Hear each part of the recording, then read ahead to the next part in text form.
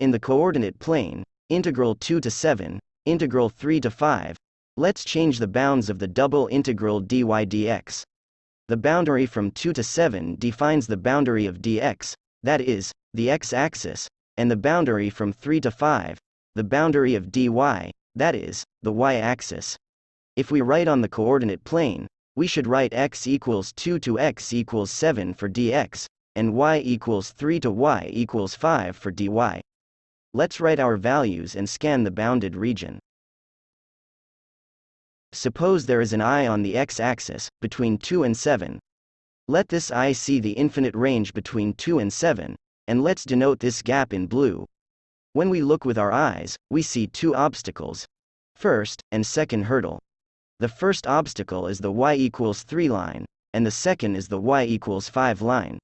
So these are the limits of our dy integral. Now suppose we are looking at our eye from the y-axis side. This time the dy boundaries will be the infinite range that our eyes can see. When we look through our eyes, we see two obstacles. First and second hurdle. The first obstacle is the x equals 2 line, the second is the x equals 7 line. Now let's rewrite our integral.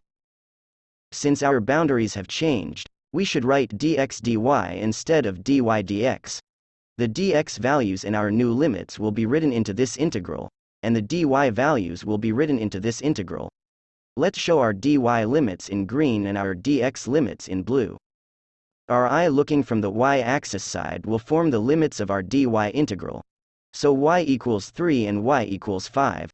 Our obstacles will also form the limits of our dx integral. They are also x equals 2 and x equals 7. So our new integral with the bounds changed will be our double integral dx dy from integral 3 to 5, integral 2 to 7.